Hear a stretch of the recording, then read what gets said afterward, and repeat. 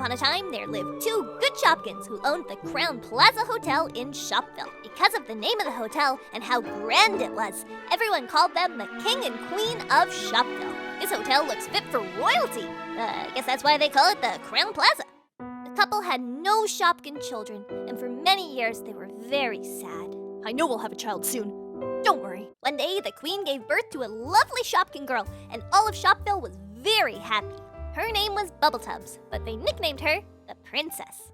The King decided to have a grand celebration in the hotel dining room, and lots was done to prepare. All of the fairies in the kingdom will be invited. Are you going to the grand celebration? You bet your pretty little wings I am! Everyone's gonna be there! Except the King forgot to invite someone. The mean fairy of Shopville. Not everyone is going, you silly little fairies. I never got an invitation. It'll probably be a terrible party anyway. I can't imagine why you weren't invited. You're always so pleasant to be around. On the day of the celebration, everyone in Shopville came to the Crown Plaza Hotel to welcome the princess. The good fairies all wished her well. May she grow up to be the kindest Shopkin in all of Shopville. May she be very, very happy. May she have many talents. But the mean fairy couldn't hold her tongue. She suddenly appeared and blurted out, may she prick her finger at the age of 16 and die. The King and Queen were shocked. They begged the mean fairy to forgive them and take back her words, but she refused. You didn't invite me, and I will never, ever forget. Oh, brother, here we go. The mean fairy stormed out, and the King and Queen began to cry. The good fairies tried to comfort them.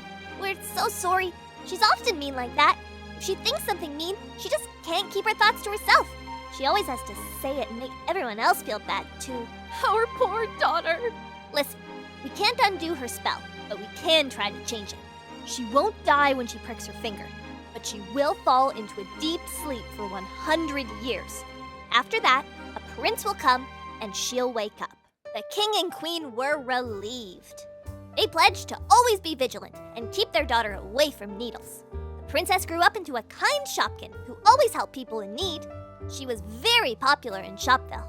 Years passed, and when the princess was 16 years old, she happened upon a Shopkin doing some DIY plushie crafting. What a cute little cookie, the princess said. May I have a closer look?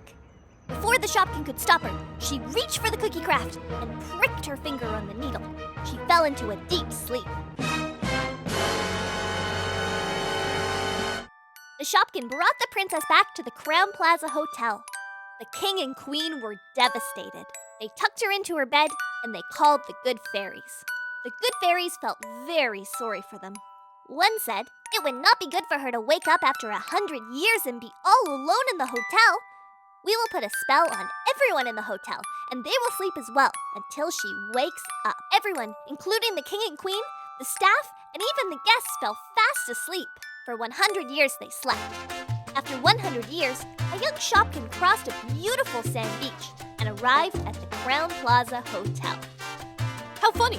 My parents own a Crown Plaza hotel far, far away from here. And so they did.